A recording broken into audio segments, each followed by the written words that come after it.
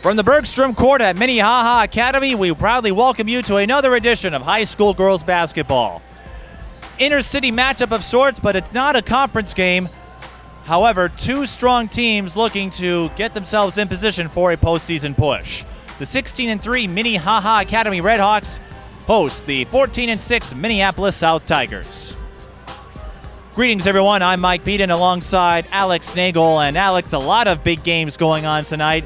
Not just here, of course, there's the big one over at UConn with South Carolina. Park Center is going to Hopkins. And tonight, we have a battle of guards between Sarah Kaminsky of Minnehaha and Morgan Hill of Minneapolis South. Well, this will be a real treat, Mike, because I have not seen either of these two players play this season. So this will be a real treat for me and a learning experience as well. But I'm sure they both bring a lot to the table, and probably one of the big reasons why both of these teams are where they're at right now. Minnehaha got to state last year in Class 2A and are in position to do so again. Sarah Kaminsky, since she returned from an ACL injury, has helped out this team immensely, but Josh Thurrow mentioned that the players learned a lot about themselves while she was away, and since Kaminsky returned, Minnehaha's only loss was a double overtime defeat against Glencoe Silver Lake, but they're looking forward to what will be a considerable challenge tonight. No question about it. You're going up against a bigger school, somebody that's had a big-time winning history like Minneapolis South, so this will be a big contest for them, no doubt about it, Mike. And Minneapolis South getting things together. They have matched their win total from last year. Morgan Hill coming into her own, averaging 20 points per game, leading the Minneapolis City Conference. The Tigers handed Washburn their first conference loss in 3 years, although they're not likely going to win the conference themselves, but they've also got a big one over Matamidi. So this team is coming together at the right time. Yeah, and as we noted, Mike, as you said, you know, when you're inching closer and closer to mid and late February, this is when you want to start playing your best. This is when you really need to start putting it all together. And if Minneapolis South can do that, that's a big step forward for them. So take a chair, join us at Pride Rock, where our background music is going to, and the starting lineups are coming up in a moment. This is high school girls basketball. Now on the starting lineups to be read alternately, beginning with Welcome back to Minnehaha Academy, and Alex, quite the matchup. And Josh Thurrow, I talked to him yesterday, said he was looking forward to this because Minnehaha, since the Glencoe Silver Lake game, hasn't played a competitive match. It's been all blowouts since the Glencoe Silver Lake loss and a winning streak that has spanned 9 games. You know, Mike, I think the thing, in my mind anyway, I want to see how well Minnehaha protects their home court against a bigger school tonight. To me, I think that's going to be key. And as I mentioned from at the top of our broadcast tonight, you know, as we inch closer and closer to the sections, a game like this is important because it really gets you geared up. It has that section atmosphere to it. So I think this is a good test tonight for the Redhawks. Let's take a look at the starters for the visiting Minneapolis South Tigers. Adria Stewart, number 11, the 5'2 junior guard, will be on the floor alongside Angeli Jones, a 5'2 senior guard. Number 20, Lisetta Horn, 5'7 senior forward. Number 24, Morgan Hill. She's a 9th grade guard. And number 30, Lexus Hughes, 5'7 senior forward. Minnehaha Academy starts. Number 5, Angela Sharp, 5'9 senior forward. Number 13, Lily Tomey, 6'1 senior center. Number 15, Gracia Gilreath, 5'5 senior guard. Number 23, Tara Rhodes, 5'6 freshman guard. And number 24, Sarah Kaminsky, 5'9 junior guard. And Minneapolis South, as we noted, getting things together. They're about to start their most grueling stretch of the season. Tonight will mark a stretch of 4 games in 5 days, all on the road. And you know, as we mentioned, Mike, you know, 4 games in 5 days, that's a lot, but that's the kind of setup that you're going to have when you get into section play. You're going to be playing a lot of games in a short amount of days. So this is a good test for the Tigers here tonight to get geared up for that. And Tanisha Scott, the Minneapolis South head coach, said the South girls team, they've been making a lot of preparations knowing this was going to be a very tough month in terms of games, and hoping to see some progression, but making sure everybody's conditioned, hydrated, and when you're playing this amount of games, it's going to be a task. And a couple of them figure to go in their favor, at least two of them, with Roosevelt and Henry, and then Spectrum Pack, but you're going to the gym. I mean, you don't get a lot of time to practice, so you're going to be learning on the job as we're underway here. Minnehaha wearing the black jerseys and South wearing the white. Redhawks winning their last 9 games. Their individual numbers do not look impressive, but that's because they've been in so many blowouts, as we have our jump ball and possession arrow favoring the Tigers. When you look at the individual numbers, they're going to look a little lower than usual, but Josh Thurl hasn't had to keep his starters in for extended amounts of time. Angeli Jones with the skip to Adria Stewart, and the three-pointer is a little strong, and the rebound by Tara Rhodes. And she took an extra step. That was number 5, Angie Sharp. Small crowd tonight, but as we noted, a lot of big games here in the state, and of course, UConn, South Carolina in the college circuit. And that's going to be a moving foul on Gracia Gilreath. Minnehaha showing 1-3-1 zone defense here in the early going, Mike. Horn to Hughes. Jones for 3. That's short.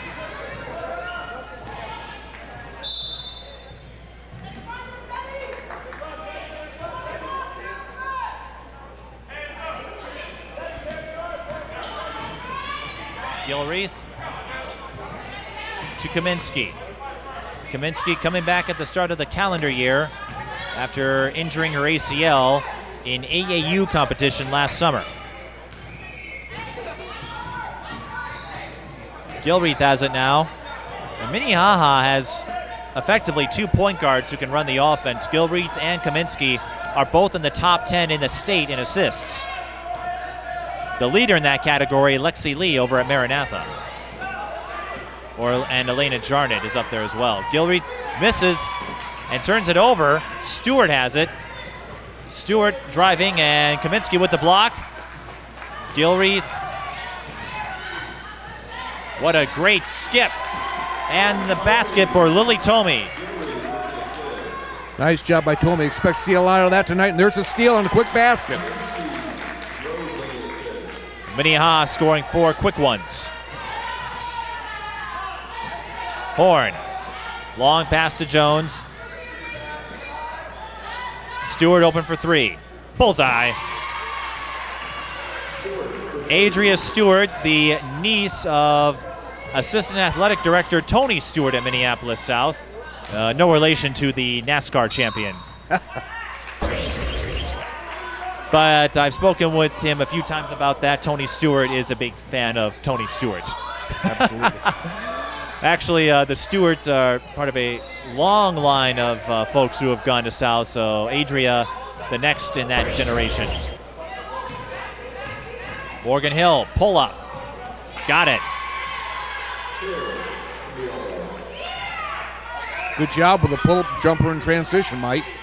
Morgan Hill may be shy away from the court, but on the court, very fearsome.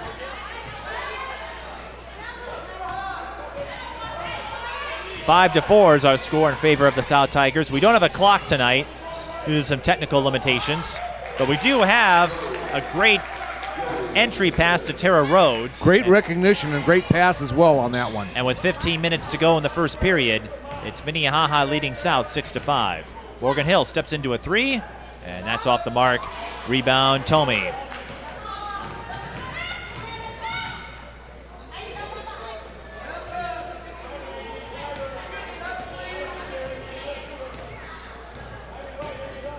Gilreath through the hole, and Lexus Hughes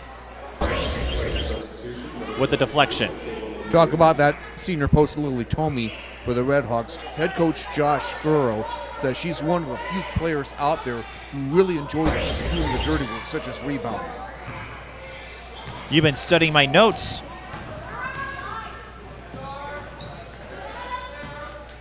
Michaela Lemieux is out there for the Tigers. And Adria Stewart is feeling it from three-point range. Stewart averaging 15.8 a game.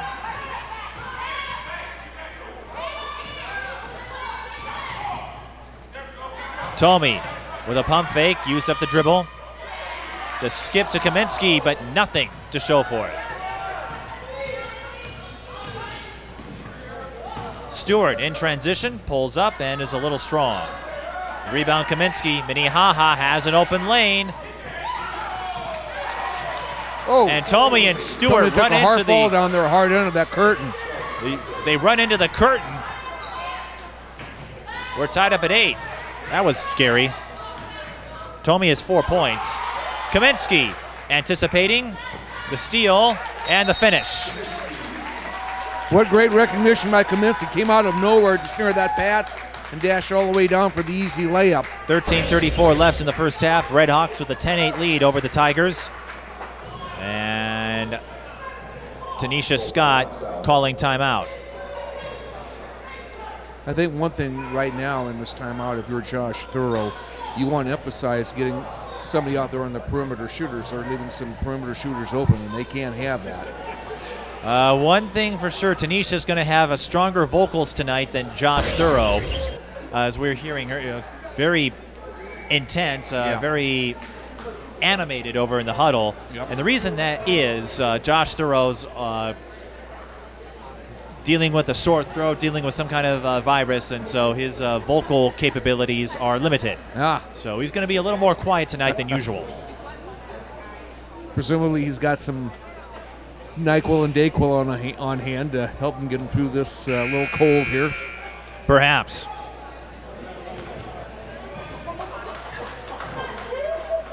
Good one so far, 10-8. I think that's about what we expected here early on in this contest. Well, and Josh mentioned that Minneapolis South is among the more athletic teams they have seen, and because Minnehaha relocated to the IMAC conference, the Independent Metro Athletic, they're getting a lot more non-conference games. In fact, I'll be back here in 2 weeks when they host Waseca. And they're also facing Martin County West, another top-tier 2A program, and Josh mentioned those are matchups you couldn't do as easily in the old Tri-Metro because of all the games you had to schedule in conference.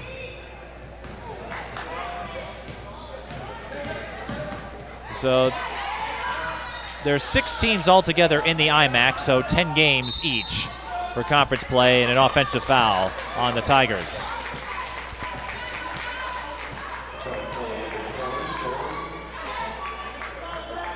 Fouls on Lisetta Horn, that's South's first.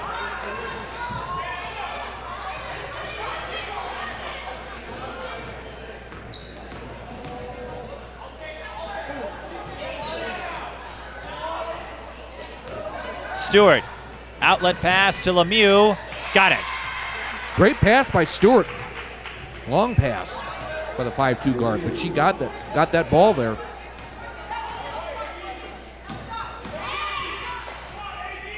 Tomey posts up on Hughes. 12-10. Morgan Hill off the screen. And Tara Rhodes making contact.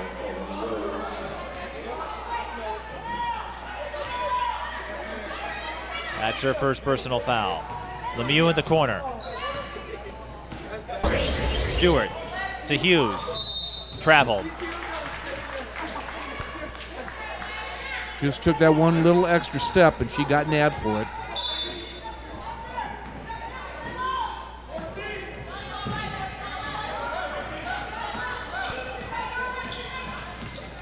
Gilreath in trouble, escapes, and that's going to open things up for Scharf. Oh. How do you miss that? Josh Thorough, I'm sure, is thinking the same thing right about now. Well, Minnehaha has a chance to redeem themselves here after South couldn't get the fast break look. Yeah. Tomey, yep. Tomey was so wide open there, I think that even surprised her a little bit. Perhaps may have misread the space. Avery New coming into the floor for the Redhawks. An 8th grader with a lot of potential. Not sure what we have going on here at the moment. Clock issue, from what I heard. I'm going to say Avery New, Josh Thoreau says, an 8th grader with a lot of potential. Actually, Minnehaha has a few younger players getting some minutes. Stewart from the corner, and that's off the backboard. Gilby with the rebound. New has it, sees the lane, will shoot 2. Avery New has played quite a bit for this team, 4.6 points per game, and well, what they lack in individual numbers as Kaminsky is getting looked at over at Avery New, the 8th grader. Kaminsky Certainly has a lot of potential. I'm just noting that Kaminsky's getting looked at by the athletic trainer. Looks like there's some stretching going on. I didn't notice anything. I didn't notice anything either. But, I wonder if looks like they might be checking her back, but I'm not sure. Avery New missing both free throws. I was going to say where Minnehaha lacks in individual accolades, they make up in the team look. Because they've had so many players take the floor, they're a very balanced group as a result. A lot of reserves have been able to play extended minutes, especially in these last 9 games.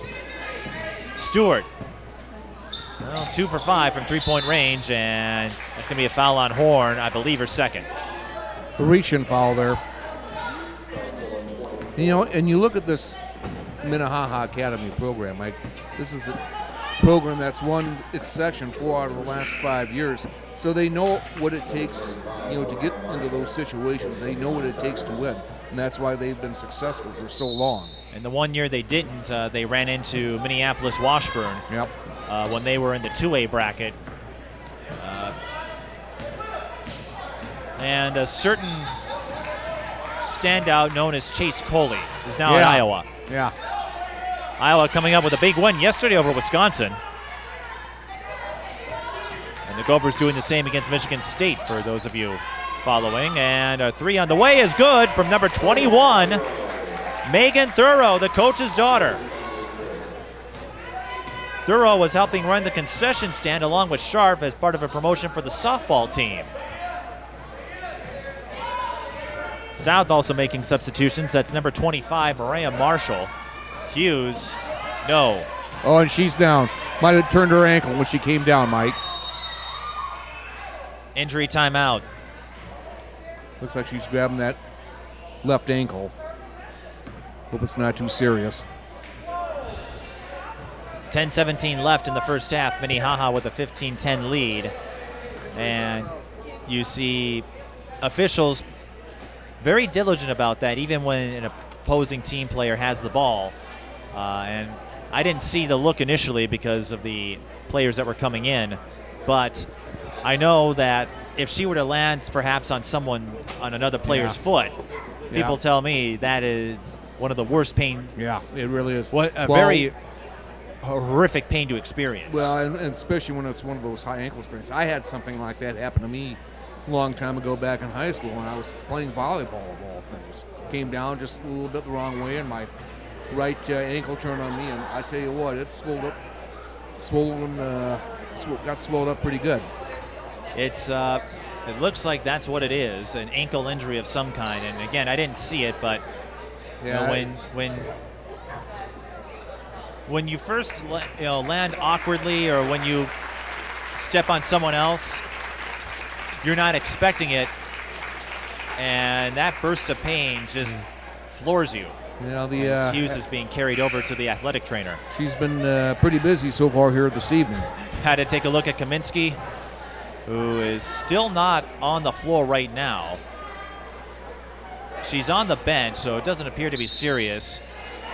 It looks like they were working on her back, but I wasn't sure. Looked like, she was being stretched out. Now they're, whoa, what a screen. Goodness. Stewart took the worst of it, too. That was a Janelle McCarville type pick. Yeah, I was just going to say, and that came from number 54, Betsy Elliott. That looked like a hit that Jack Youngblood of the Los Angeles Rams would deliver. And Betsy Elliott listed as a guard, but if you make contact with her, you're not going to move. Well, she's not going to move, but she will move to the basket and score. Betsy Elliott, yeah, she's a player. If you stand in her way, 5'10" senior reserve. you get in her way, you're taking a hit. Yeah. So let's see what South does here without Lexus Hughes. Minnehaha with their largest lead of the game at 7. Stewart, oh, that was a tough angle. And Elliott with the rebound. Gilreath looking for New, and it goes off of the 8th grader. I thought Stewart may have gotten a piece of it, but goes back to South with 9 minutes and 30 seconds left. I'm very impressed with Avery New. Despite that last mistake, she's got a lot of potential, I have to think, Mike. Had a lot of playing experience. Morgan Hill can't post up around Elliott. Mariah Marshall comes up with it, and she'll shoot 2. Mariah Marshall, the senior, hasn't scored much. The foul is on Gilreath, her second personal. Marshall coming in mid-season. Has played 12 games up to this point. South has actually made a few additions to the roster mid-season. Solana Cushing's another one. We'll talk about her as she gets onto the floor here. We'll talk about her in a moment, but Cushing making a resounding impression in the eyes of Tanisha Scott. Nobody has made a free throw yet. Keep in mind, they've only shot 2 of them. Kaminsky losing the dribble, and we're going to have a jump ball. Minnehaha will hang on to it because they hold the arrow, but Morgan Hill is getting more confident in her position. No, they got a traveling violation. Bit of a surprise Okay, there. no, South did have the arrow. I thought it was the other way around. Okay. So the mistake's on me. Morgan Hill for 3. That's short. Rebound. Well, we're going to go the other way. I'm confident this time that Minnehaha has the arrow. Yeah.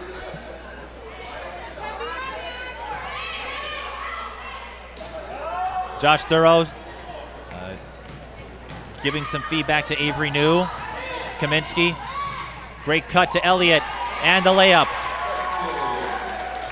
Betsy Elliott with 4 points, and the Redhawks are on a 9-0 run, if I'm not mistaken. Morgan Hill won't end it there. Elliott just denying anything in the paint right now. Adria Stewart with a good read. Faking the pass, but can't come up with it. New looking for Rhodes. 2-on-1 for the Redhawks, and it will end with a transition score for Megan Thurow. Megan Thurow with 5 points. The spark off the bench for the Redhawks team. Cushing, long 3, swishes it. And the Tigers needed that one, Mike. That ends at 11-0 spurt.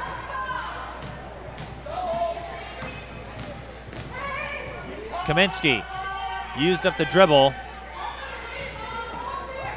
New baseline, looking for Elliott, can't get to her. Thurow, back to New. Kaminsky.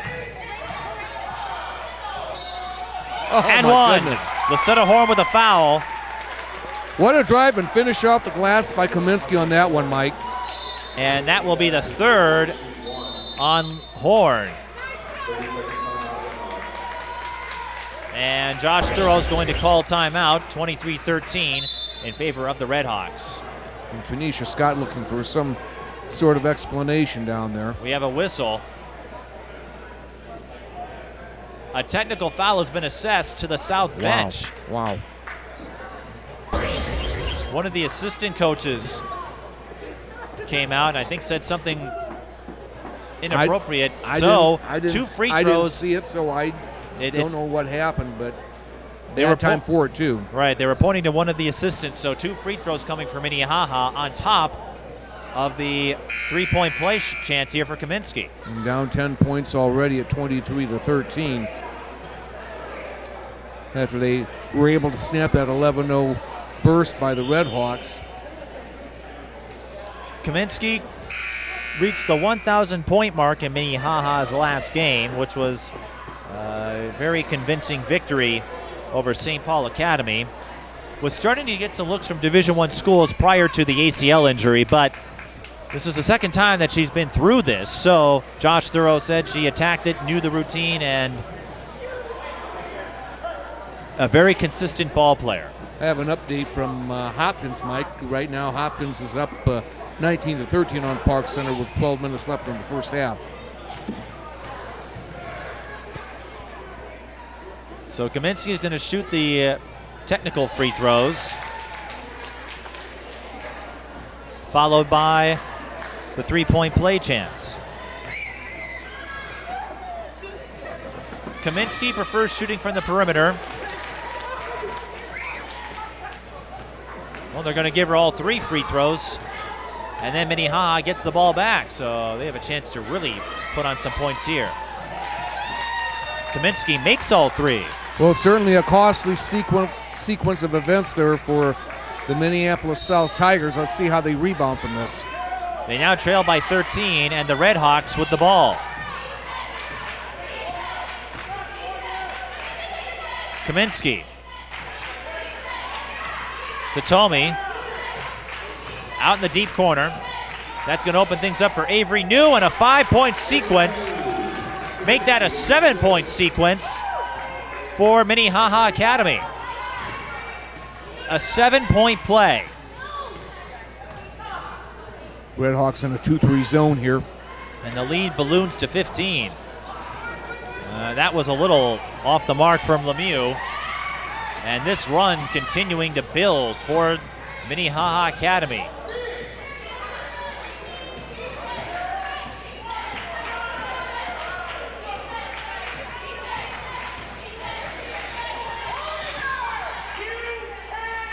And Mariah Marshall I thought was a clean block.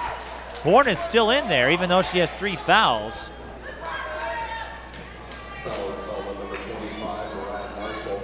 And South out of fouls to give here, but that's the least of their concerns right now. Tomey to the line. Tomey averaging 8.1 points per game.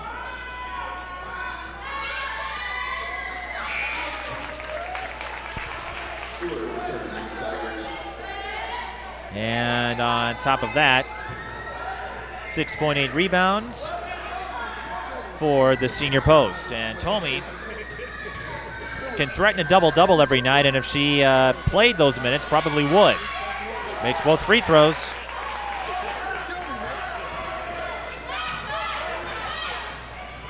Tomey also a lacrosse player for the Redhawks. That pass intercepted. And Minnehaha turned what was a close one into a potential rout here as Thorough drains the corner 3. Thorough hitting about 37% from 3-point range. She drilled that one from the right corner. Morgan Hill has been stumped thus far. Just 1 field goal. She's not giving up though, but that rims out. Thorough again. No good, but nobody was there to contain Avery New. They left her alone. Tomey was denied. Tomey took another hard spill, and she's slow getting up. He's taken quite the beating. Morgan Hill slashing and scoring. A badly needed bucket for the Tigers. A 23-3 run. Yeah, wow. Betsy Elliott's coming back in now. Lexus Hughes is still being examined by the medical trainer. Morgan Hill, 20.2 points per game. They're working on getting her stronger. A lot of opponents are double teaming her, but Tanisha Scott says her younger sister is getting a better understanding of what is expected out of her and what she needs to do to get better. And you know, that growth process is a gradual one. Even Taylor Hill was not the same player her senior year as she was in her freshman year. Kaminsky left alone, and that's a little high. Scharf had it for a moment, lost it, And South retains control. Morgan Hill with the numbers going up against Elliott, loses the ball.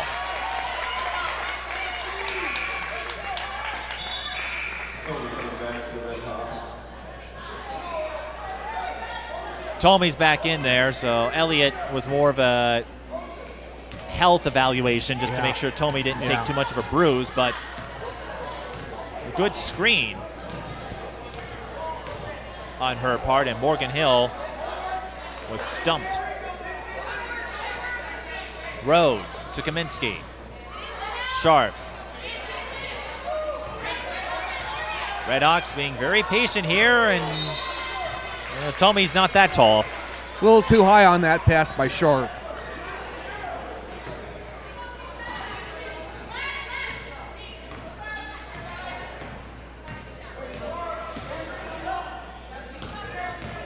Morgan Hill, 4 minutes, 22 seconds left.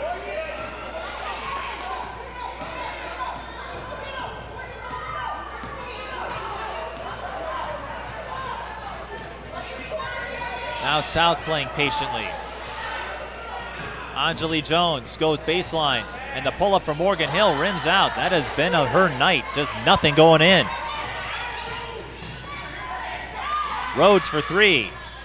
That's off the mark as well. Lemieux comes up with it, but she's in trouble. Gets out of it with Adria Stewart. Horn pulls up, swish. Lucetta Horn can provide defensive tenacity or a source of scoring for the Tigers, and that's her first field goal. Kaminsky with a spin move, goes up on Hill, no good. Tomey with the rebound and posts up on Horn. Horn was jammed with the 3 fouls, and Lily Tomey's up to 10. 35-18. 3:15 to go.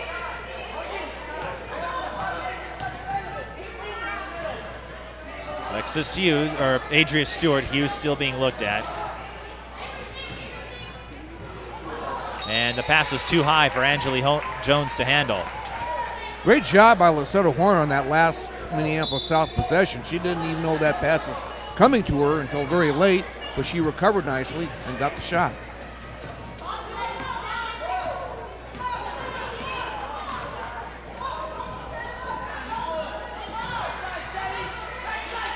Tomey inside, count it. And that's on Horn. Lucetta Horn has picked up her 4th personal foul in the first half.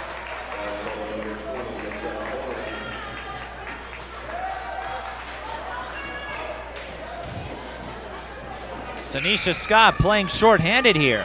Yep. As Lexus Hughes hasn't returned to the bench. And now Lucetta Horn has picked up 4 fouls in the first half. Lily Tomey completing the 3-point play. A very physical post and an academic all-state candidate. Rhodes nearly hits the bleachers. Jones is open. Can't hit the 3. And the rebound bounces to Tomey's hands. Here's Rhodes, who's in position. Skip pass, deflected by Jones and intercepted by Lemieux. Lemieux pulls up from 15, that's gonna be high. And another rebound for Tomey. And South, not a very tall team. Height has not been an attribute of theirs in some time. Pump fake for number 0, that's Tatum Rhodes, the younger sister of Tara. And a foul. Minneapolis South is in the penalty.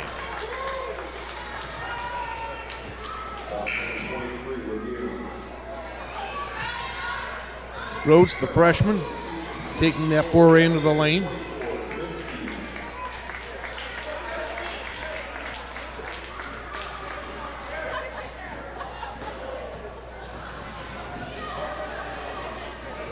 Tatum Rhodes, this is a 1-on-1 situation. 4.4 points per game. And 1.8 assists. Comes up empty. Jump ball south of the arrow. Right now, down 20 points and just less than 2 minutes left I think Minneapolis South has to look for whatever little victories it can get to get some sort of positive momentum going into the locker room at half here, Mike.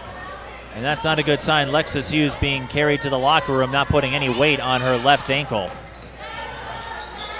But Michaela Lemieux with a crucial 3 for the Tigers.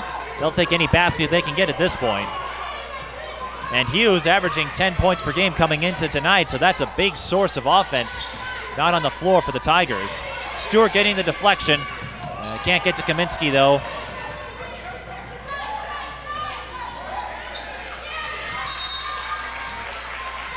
South still playing hard.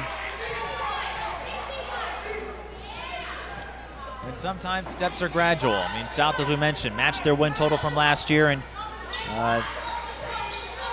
should be in position to get a few more here before the season's out. Kaminsky from the corner, bullseye. 41-21. The Redhawks went on that big 23-3 run and have not looked back. Jones to Stewart, inside to Morgan Hill, and that's one reason for that run. But this time, Morgan Hill draws the contact on Elliott.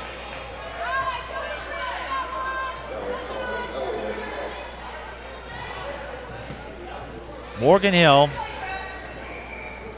as we noted, 20 points per game, but has had some shades of volatility. And again, it's because she's getting a lot of attention from other players. And as a ninth grader, it can be tough when you're going up against the bigger competitors, but she has some experience. Gets both of those charity stripes shots to go, though.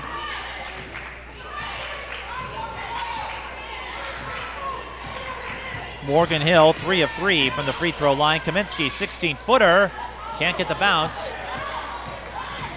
Made the space, but couldn't put it in. Stewart for 3. No. And that's going to be a foul on Lemieux. Elliott to shoot 2.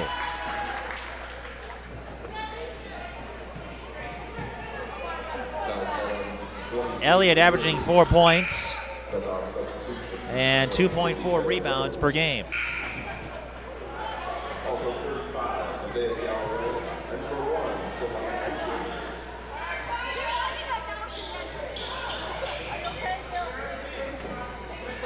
We mentioned the Glencoe Silver Lake loss in the open, and there was a missed call that influenced the game as Elliott makes the first. There was a three-pointer that should have been a 2, but Minnehaha made a couple of mistakes late that also cost them. And Josh said, the team learned from that, and in one of those wins in this streak of theirs against Providence, said it was the best organized game he had seen this season. And he's looking forward to this final stretch of games where they'll get themselves prepped for another run at the state tournament. And there's no Carly Wagner to deal with this year, so that opens up the field for everybody. Morgan Hill missing the floater, and Avery New throws it away. South has time, plenty of it. Morgan Hill speeds through everybody and gets the N1. That might very well be something that Minneapolis South can use going to this locker room, Mike. Down almost 18 points here right now. Maybe they can shave a little more of that off. To go in with a positive feeling that they need.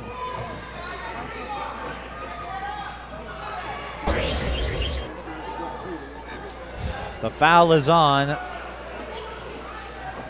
number 35, Nevaeh Galloway. The 8th grader. And I believe a relative of Nate Galloway, the former athletic director at St. Paul Central, who's in attendance tonight. Morgan Hill completes a three-point play. 43-26. Minnehaha has time for one more. Or not. Another steal. Adria Stewart has time. Can she get there? Goes up from 15. Maybe had another. I think may have had enough time for one more dribble. But South, they trail by 17. Minnehaha goes on that 23-3 run, but South showing some grit late in the first half. But that being said, they've got a long way to go if they want to come back. Yeah, they sure do, Mike. It was that unfortunate sequence of events that really did them in here in that first half, particularly at the 7:23 mark with that technical foul. and it's been downhill. They made a couple nice little spurts, but as you mentioned, they've got a long way to go if they want to get back into this thing. And that technical foul responsible for a 7-point sequence from the Redhawks. 2 baskets and 3 free throws.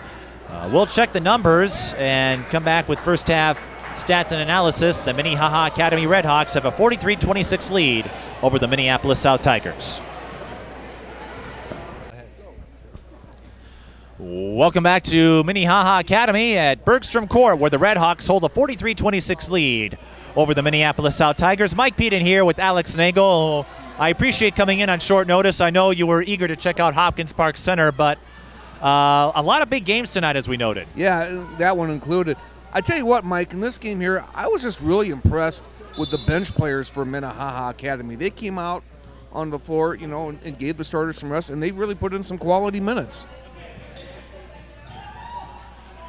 Minnehaha wearing the black, South wearing the white. The first half leaders, Lily Tomey had 13 points, Sarah Kaminsky had 12 for the Redhawks, Megan Thurrow had 8, and Morgan Hill had 10 points to lead the Tigers.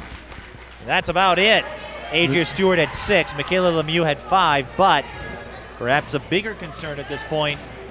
Good job by Kaminsky on the other end, working inside and getting the basket off the glass. I was going to say the bigger concern at this point, Lexus Hughes, suffering an ankle injury, has not returned.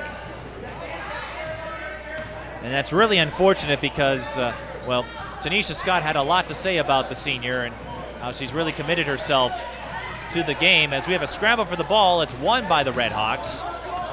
And let's see what they do here. Kaminsky, deep 3, the rainbow arc, bullseye. And Lisetta Horn is out there with those 4 fouls, Mike. She picked up those 4 in the first half, and South playing a bit shorthanded right now. That was a tough situation for Horn. She was trapped and throws it away. Minnehaha with a chance to add to this.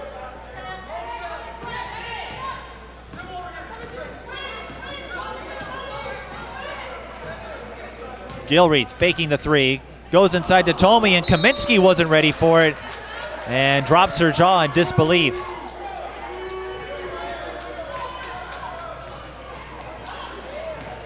You don't see that often. No, you sure don't.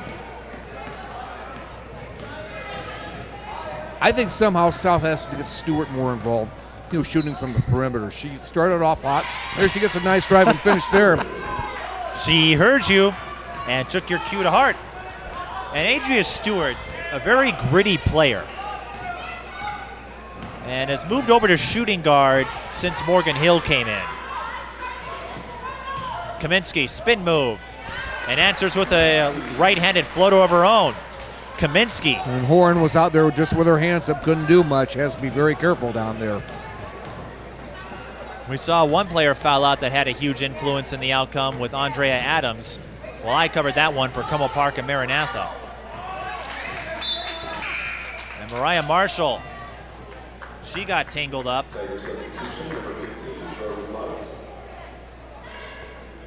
And she's walking gingerly.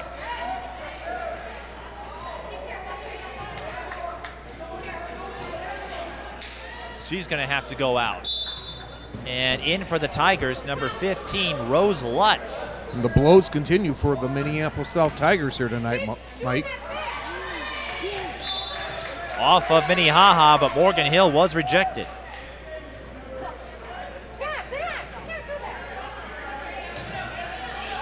Not sure if it was a knee. She might have tweaked it a little bit. Hopefully it's not too serious.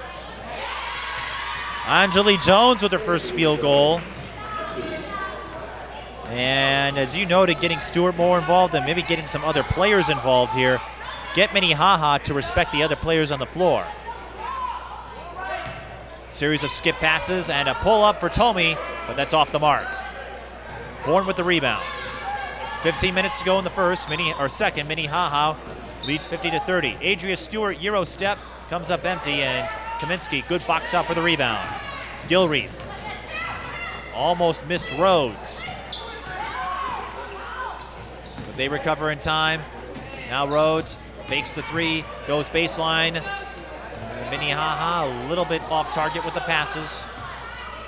We noted off broadcast, Ashley Ellis-Mylan here, the former gopher. P.J. Hill, the oldest of the Hill siblings in attendance tonight, taking a break from his Chinese overseas duties, plays in a couple of leagues over there. He's been playing overseas for several years.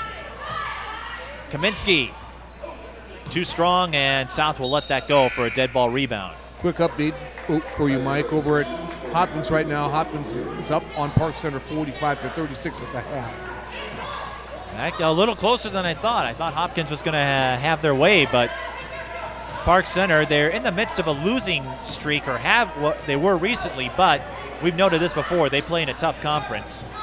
They got a nice win Friday night over Armstrong. I think before that, yes, they lost 3 in a row, but you can't really count them out.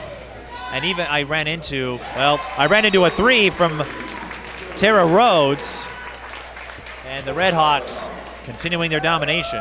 Timeout South. Well, I'll have a chance to finish that. I ran into Chris Vanderhyde, the head coach, and he said, even with that 3-game losing streak, you can't really throw away the season. And in Park Center's case, you really can't throw it away, period. They play in a tough conference, and look at their non-conference slate. Minnetonka and Hopkins among them. I mean, it's even mentioned to me earlier, a week or so ago, it's just simply a brutal schedule. I mean, you look at all the teams right now in the Northwest Suburban Conference that they've lost to. Elk River here just this last week, Thursday night, or Tuesday night rather, a week ago. It's just a brutal conference that they play in. And speaking of Minnehaha, a very unusual balance in their schedule, and that helped absorb Kaminsky's absence for those first few games. In the month of December, they only played 5 games, and they had 16 days off. They played Spectrum. That was a win, 71-47. And then they didn't play again until Wilmer on December 29th. Josh would prefer a little more of a balance, but he felt having so few games in December gave his team a lot of time to practice, almost like having a training camp of sorts. And not a lot of teams get to do that, and so he felt that really helped instill the continuity that you see now, and I think that's one reason why the Redhawks play with so much confidence. They've had a lot of time to practice, and they all know they can contribute because they can look at their stats and see those numbers. Let's see what South does coming out of the timeout. Stewart to Jones. Jones, another runner, no good. Morgan Hill saves it before it goes out of bounds. Weaves through the hole, and draws the foul before she can attack. Great job by Morgan Hill, snaring that ball. It looked almost sure to be going out of bounds and making something of it. That was the first foul of this period. In a very calm game thus far. Jones hits the 3. Jones is up to 5.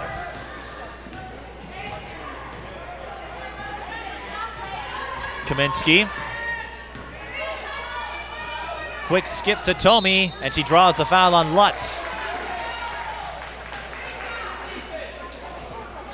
As I mentioned earlier, Tomey is one of those few players, as Josh Thorough said, who really enjoys the physical aspect of the game. She enjoys the rebounding, the hard knocks that you have to take down low.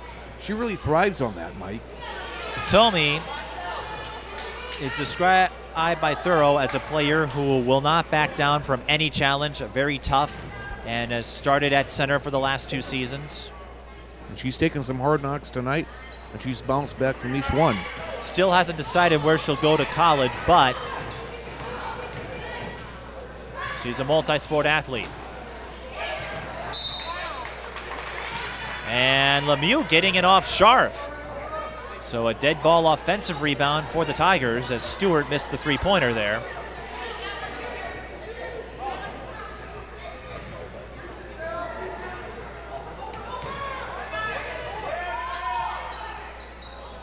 Pass is too high for Morgan Hill, and a turnover on the Tigers. Tomey kicks out. They go back inside. Tomey near the elbow. Kaminsky will reset. And will send it off to Gilreath. Gilreath will be heading to Loyola University next year on an academic scholarship, and is considering a walk-on role as she'll go to the line. Considering a walk-on role for the basketball team, and if she does and makes it, she would get some great leadership moving forward with Cheryl Swoops as the head coach absolutely. At Loyola University. Gilreath to shoot 2. Gilreath averaging 7.3 points. We mentioned among the top 10 in assists, 5.9 a game. And South's going to call a timeout.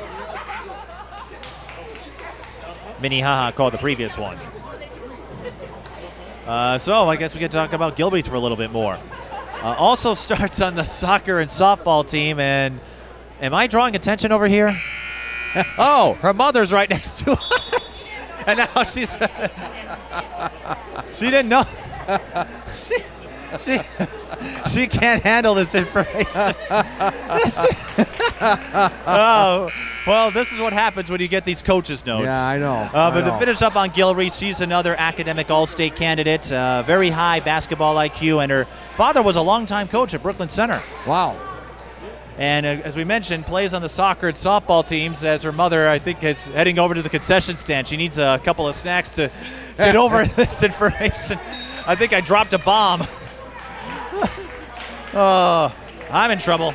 I may not be invited back for Waseca in a couple of weeks. Well, Gilreath only 5'5", very, very strongly built, very good athlete. And Gilreath has been on this varsity team for some time, was on this roster a couple of years ago when they they didn't make state that year, but had a couple of great games there. They had a game with St. Peter and then De La Salle.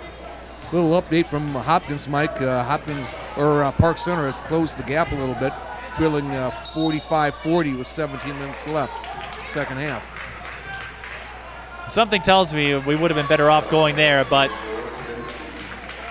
you can't script these things. We had an offensive foul on Sarah Kaminsky over here at Minneapolis, and that's going to give South the ball, just under 12 to play. 53-33 is our score. Stewart over to Lemieux. Jones again. That looked off, and Gilreath will let that go. Tigers so far have not been able to make much of an inroad on that 20-point deficit.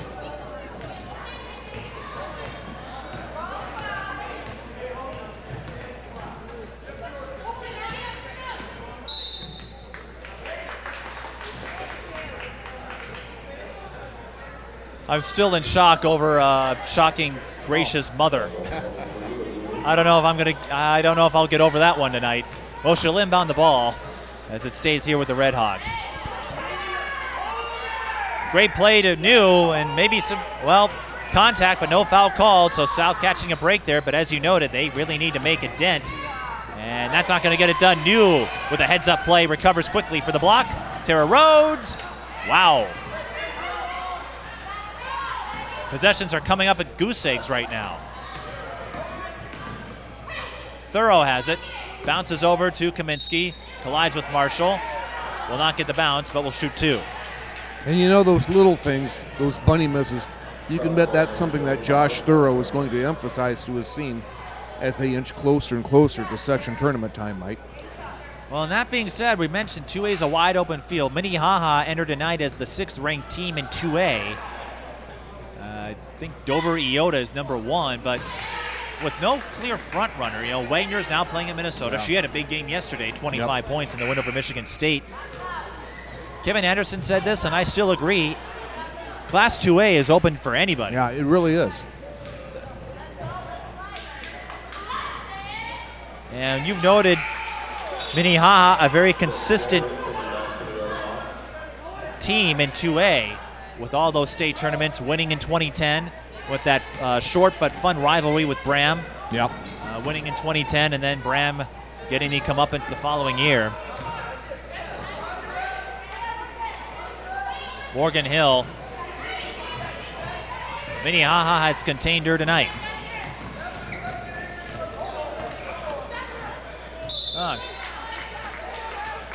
And more free throws coming for the Redhawks. And Gracia Gilreath. Well, while Gilreath is headed to Loyola, at least to our knowledge. She's a player who can attack the hoop very well, and Thorough said she's getting better at the mid-range jumpers, at her pull-up shot. That's not something she had last year. You don't see her use it too often, and tonight really hasn't needed to, as she scores her first point. Very strongly built 5'5" player, Mike. Very compact, very strong. That's what you like in a guard. And Minnehaha has the blessing of 2 point guards. What? What's going on here? I think they're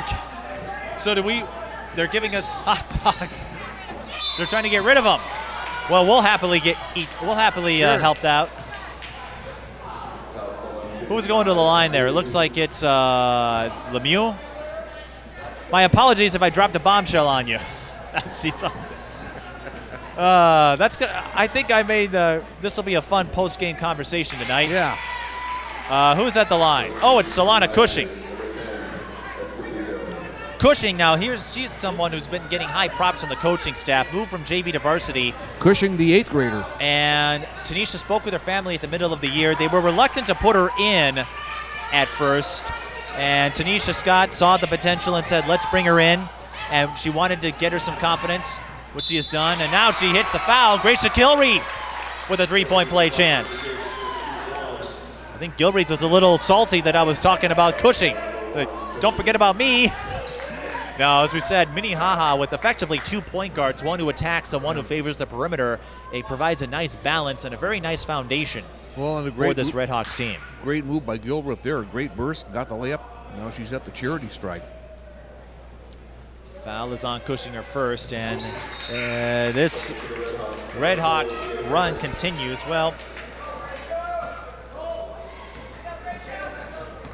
I wonder if they would let me borrow the ketchup and mustard. Well, I see it sitting out there. I'm trying to enjoy my hot dog while I'm analyzing. We'd appreciate some condiments if we can go get it. I see it up there, and oh, great. I don't think I've ever talked about hot dogs on a broadcast before. This is a first. Meanwhile, Marissa Escobedo is on the floor for the Tigers. Number 10. You never know what's going to happen here in these broadcasts. But when you have a 24-point lead, as Minnehaha does, you start to drift into Euro steps. As Morgan Hill comes up empty, Mariah Marshall losing the battle with Elliott. Here comes Megan Thorough. She'll go off to Tatum Rhodes, going to Elliott, and Elliott. Well, you know, Mike, and you talk about Josh Thorough having 2 point guards. I think he's really got 2 good post players, in Tommy and Elliott. Let's see. How am I going to work this? I've got one hand holding the mic, and I've got one hand holding the ketchup. Here's Stewart. She goes Euro step and can't get the bounce. A microcosm of South Night. Well, I'll get a chance here with this whistle. Here's some mustard here for you, Mike. Tiger substitution number 21, Deborah Peden.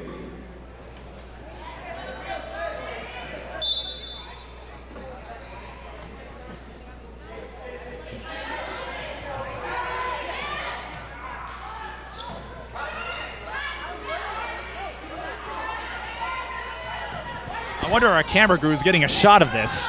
This certainly unprecedented here in the broadcast. Yeah. I'm not minding it one bit. I know you're not. I'm just. It's a tough balance here. You have to squeeze out ketchup and mustard while you're calling the action here. Betsy Elliott. There's Elliott again, Mike. Betsy Elliott is just thriving in the paint. Are you sure she's a guard? Morgan Elliott goes up against the wall. Denied a second time.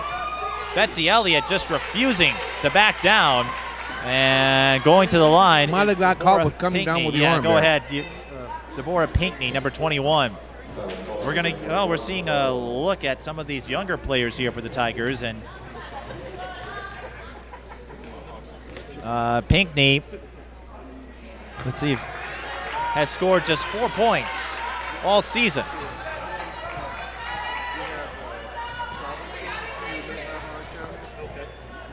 8:55 left. It looks like Minnehaha will push this win streak of theirs to 10.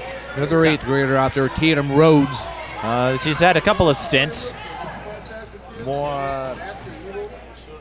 Avery New joins the party. Well, I'll say one thing for Josh Thorough. The future is definitely bright at Minnehaha Academy, Mike. And the block by his daughter, Megan Thorough. And Escobedo comes up from behind. Megan Thorough hasn't made her college choice yet.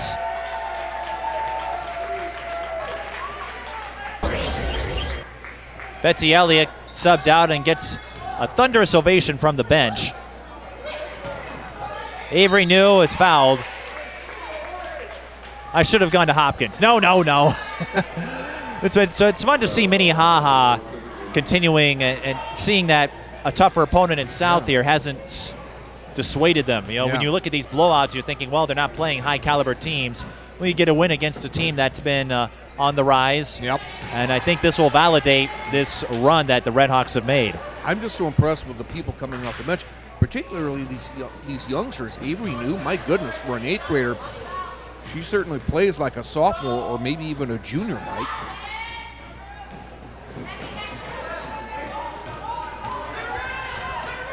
Redhawks, the only thing that hasn't gone right is free throws, 9 of 19. Morgan Hill with another drive to the rim.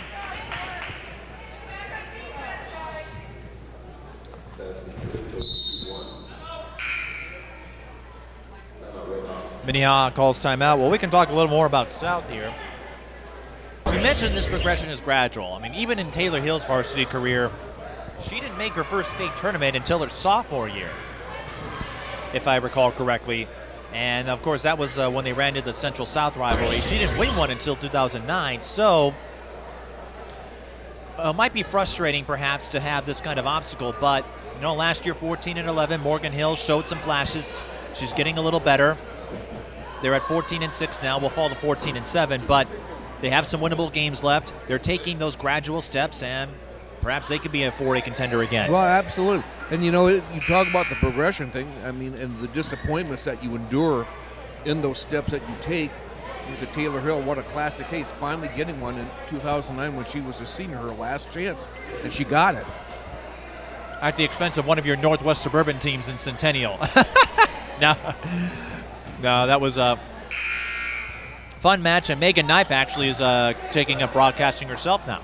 Quick update from Hopkins, Mike. Hopkins is actually Park Center is up now 51-48 with 12 minutes left. I should have followed you tonight. Oh, you know what? Park Center's winning because you're not there. That's probably the reason. But that would be a statement win if they could pull it off. Hopefully we'll get a final here before we're through, but it's good to see. I mean, Kevin Anderson thought it was going to be a Hopkins route in Park Center. I think they're proving that validation. As you noted, a brutal schedule. Avery New's going to shoot at least one free throw here. I think it's going to be a sign that Park Center is still a team to beat in 3A. Orono holds the top ranking right now, but, I mean, Park Center's strength of schedule, to me, would trump Orono if the two met right now. Yeah. These hot dogs are really good. They're great hot dogs. Avery New, the front end, no good. Jump ball. Good job by Scharf there getting involved down low, fighting for that rebound.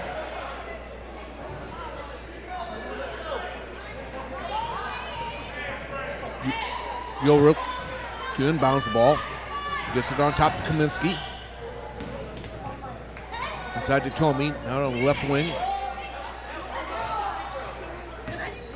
Inside to Gilruth in the lane. Jumper no good off the rim. Gilruth with her own rebound though, Mike. Good job on that one.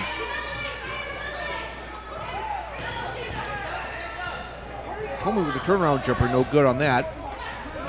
And back the other way we go. You're doing such a good job here. I could probably just maybe get a couple more snaps. Just let you call this. I'll let you go ahead and take over, Mike. Gilreath to the rim. Well, they're going to have to work on those bunnies. Well, and as you inch closer and closer to section play, it is those small things that you really have to work on, because in close contests that you almost inevitably come up, in section play, those are the things that can make you or break you, Mike. Kaminsky will go to the line. She draws a foul on Morgan Hill. And Kaminsky, while she was out, again, it was only 5 games, but she saw that she had teammates she could depend on. And you see that. I don't see too much angst or apprehension about dishing to her comrades. And knowing that, hey, she can trust these folks on the floor, it only makes them better. I think what we've seen tonight, this Redhawk team has actually benefited from her short absence, Mike, because a lot of these younger players, these bench players, have really stepped up their games, and they provided Josh Thorough with very valuable minutes and a lot of production as well. I don't want to say Minnehaha is underrated, as Hill will go to the line, but I would not be surprised if they hoist another two-way trophy. No. Think about one of the last times they hosted that trophy back in 2010 with players like Caitlin Adams and Rachel Hansen. Had a great career at Concordia St. Paul. Yeah, Hansen and Adams, they were the duo. Adams in her junior season at Liberty, and Hansen finished up her tenure at Concordia St. Paul. Still very active with the game, plays leagues. Morgan Hill making both free throws. She's up to 15 points. And Minneapolis South, as we said, it's still volatile. They had that win over Washburn. As Gilreath slashes but comes up empty. Tomey goes fade away and no good. Gilreath tries again. And we're going to go the other way. South in the bonus here. 6:36 left.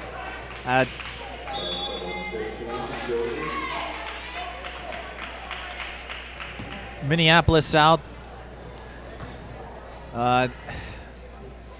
did some recent volunteering. Actually, Tanisha Scott in her day job works at the YWCA that's nearby the South Campus, and she had the team attend a JV tournament over there, or a middle school tournament. And she's looking for progress. The team has been buying into her system, and as we mentioned, Lexus Hughes especially last year struggled a little bit academically and just getting her focus, but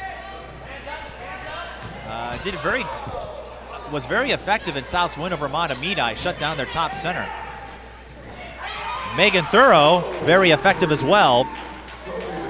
If you're wondering, her parents both attended Northwestern College, not the Big Ten school, the Northwestern that's here, so they're hoping she'll follow in their footsteps. Whoa. As Solana Cushing hits a deep NBA three. And that was nothing but net too, Mike. Minnehaha has struggled from hitting anything 5 feet or shorter. And Morgan Hill losing the handle there. I don't think I've seen this many missed bunnies from that short of a distance. Yeah. Although I did see quite a few this last Saturday in the game between St. Kate's and Augsburg, particularly by Augsburg, but they hung on in overtime to beat St. Kate's.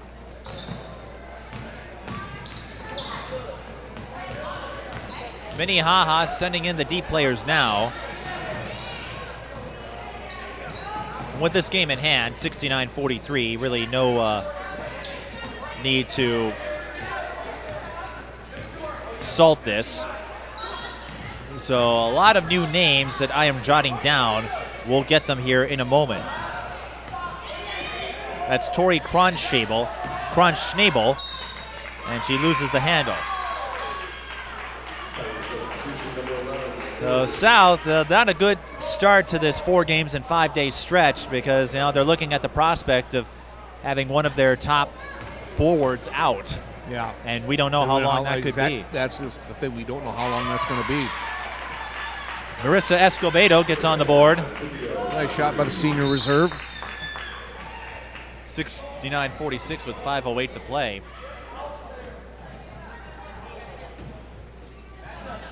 And I think if you're Tanisha Scott, given with the sequence of events that took place in that first half, the technical foul and then the injury.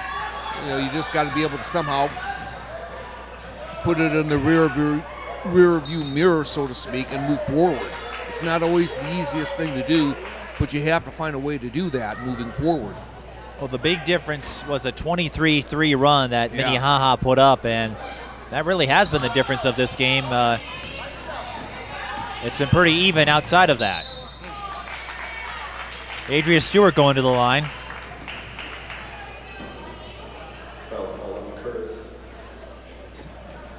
She can get off screens pretty well, catch, shoot, do all those things.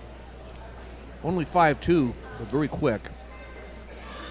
And for Stewart and all these other players, you know, they may not be the best team in 4A, but Tanisha Scott feels this team can be good, and they've shown signs of that, and the players are buying into that a little more.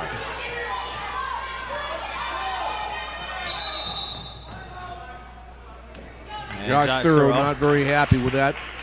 Gets the bailout timeout call with 4:41 left. And speaking of Minnehaha, we have some other notes I want to share here. Recently, Minnehaha, speaking of youth tournaments, hosted a 9th and JV tournament to raise awareness for women's health, and that included volunteering at a bake sale. And service and community. I have an update, quick update. Hopkins has retaken the lead on Park Center 56-51. And I was going to say citizenship very common here at Minnehaha Academy. This school has a very esteemed reputation with all the graduates that have come through here. It's a very strong sports programs. Their boys track team won the Class A state title last summer. And as we've seen tonight and any night, any number of players could reach double digits. And as we said, it skews the individual numbers, but when you look at the team statistics and in their section, Minnehaha has the highest offense. Yeah. In Section 4AA. And they hold the top ranking in that group. And with the healthy Kaminsky and this influx of young talent. Ooh. Whoa, might have gotten away with an over and back there. She did not cross completely, so there was none called. Cushing in trouble. Goes out to Escobedo. Jones. And she draws a foul. 4:27 left, and Josh Thurrow not pleased about it. This 4:27 will seem like an eternity to Josh Thurrow. Both teams in the bonus, it could be.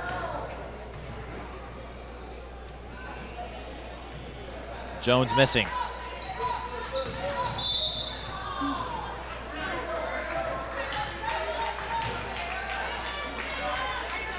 All right, well, we'll have a little more time. What do you want to talk about? Weather? Here comes Tatum Rhodes. 4.4. Job of splitting the double team back here, Mike. Got a foul out of it and gets a chance to go to the cherry stripe here and get her name in the paper. 4.3 points per game for Tatum Rhodes. And she does. I was going to say, for Josh Thurrow, probably tough with a sore throat, and it's not just the coaching that he has to do, but he also does a lot of officiating over the course of the season. And the two professions of his cross paths at the Timberwolves shootout. Josh Thurrow was assigned to cover the first game that day as Angeli Jones gets the bounce. Thurrow was assigned to cover the Apple Valley game, which they won. Kronschnabel with the answer. 73-49, less than 4 minutes to play. And then later that afternoon, as Adria Stewart attacks the rim, Angeli Jones with a steal. Good job by her. And a little pressure from South. They're showing a few baskets here late. They're not going to win this game, but still a very gritty team. And now more free throws are going to come for number 4, Mia Curtis. And, for Tanisha Scott, seeing these little steals here, quick baskets, I think that's one positive they can take from this going forward. You don't, even though you're down big, you certainly don't stop. You don't quit. Keep moving forward, keep pushing, keep fighting, and keep playing. So to finish up that story about Thoreau's two professions overlapping, he officiated the Apple Valley game at Target Center, then had to run back to Minnehaha. Fortunately, they're not too far. Yeah. He's not too far from the campus to go on the road to face Mayor Lutheran, a game they won convincingly 67-55. So ref in the morning, coach in the afternoon, and get home in time for dinner. Sounds like a full day. And he's also part of the officiating board in which Tim Layton is president of. Cushing missing the runner. And it looks like Morgan Hill is done for the night. And tough break for South. The 23-3 run and then losing Lexus Hughes early in the first. I don't know if she would have been enough to help this team win, but she's a very consistent member of this group, and it's tough to see one of your top players go out like that. 3 minutes to go. We're in stat padding time here. So Minnehaha will go to 17-3 as they pick up their 10th straight win. South will fall to 14-7. And looking at their schedule, we mentioned Martin County West. That's going to be a big one for them. Well, that game with Concordia Academy on February 23rd, I think it'll be a big one for the Redhawks. And Waseca. Waseca coming up here in the last week of February. So Minnehaha, they're hoping to get themselves tested. And when you see a blowout like this, you're thinking, well, this wasn't a challenge. Again, it was really one big run. It's a 23-point margin, and Minnehaha went on that 23-3 run. I mean, that really is the difference in this score.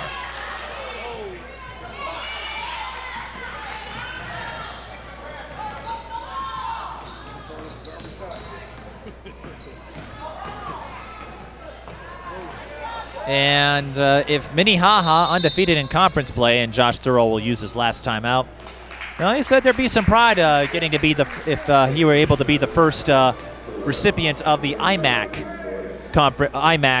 championship. I don't know if you would get an Apple computer as part of the winnings, but a little update from Park Center. Under 8 minutes left here over there, Mike, and Hopkins went on a run, and they're up 64-53 on Park Center.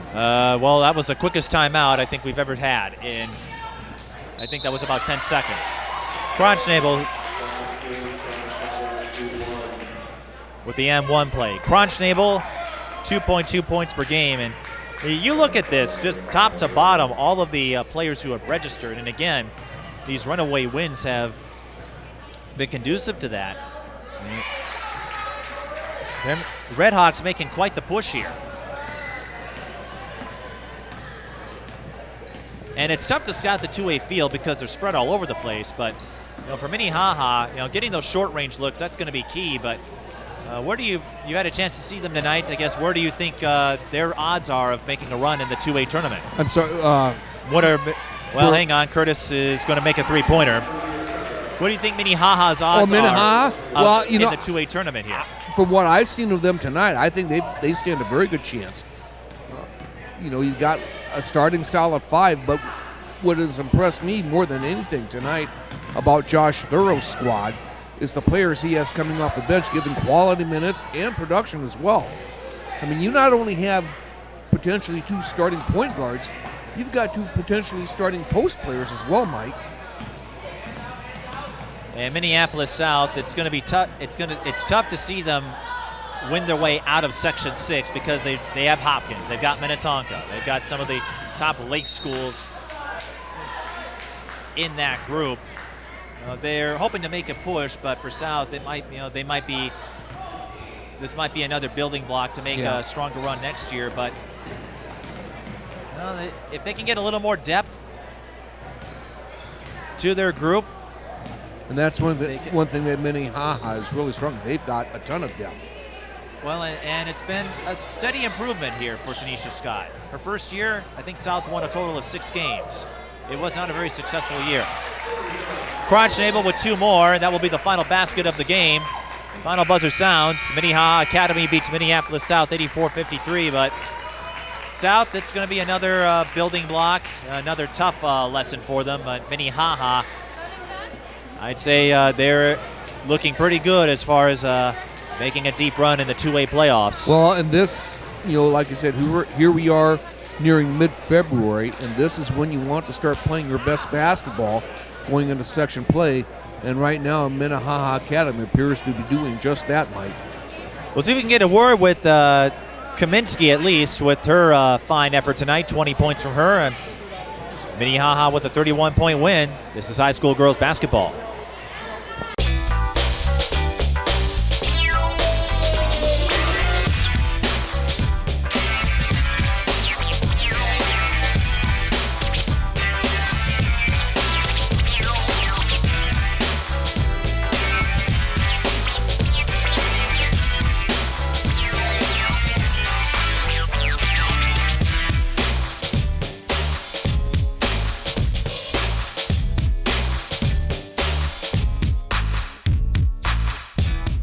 I'm here with Sarah Kaminsky, and you had 21 points tonight, and probably one of your stronger showings since you came back from the injury, but a lot of that is in part to you guys getting all these runaway victories. So your 10th straight win in such a scenario, what do you make of this consistency?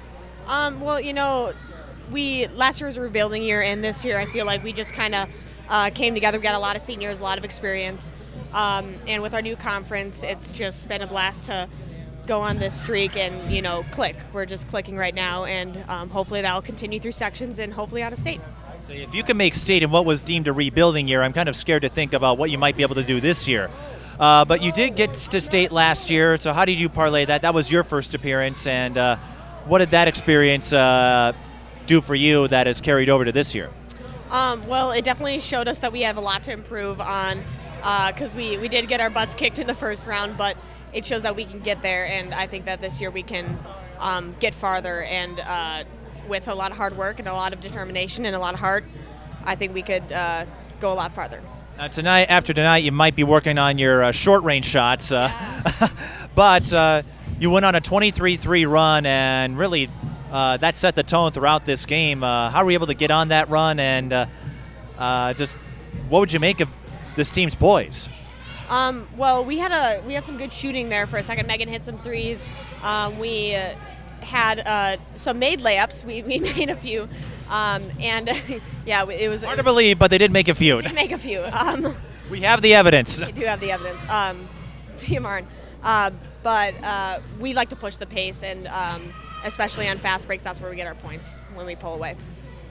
And for you had the ACL injury over the summer, and it was your second one, as I understand it. How tough was it to sit through those first 5 games or so of the season, and when you were able to come back, I guess, what was that feeling like, and what did you learn that has helped you at this point? Watching is always horrible, but it just makes you more determined to get back on the court and get back into shape and run even when you don't want to run. And those first games back were great. It's great to play with my team again. And what do you make of your new surroundings in the IMAC after a couple of years in the Tri-Metro? Well, we lost some games like De La Salle and they took down the banners. There are much fewer, a few, not as many banners around here. Yeah, but we lost some games like De La Salle and St. Anthony, which are great competition and who I miss playing. But, I trust Thorough and Mr. Ramirez, our athletic director, and it's been a pleasure to play in this conference so far.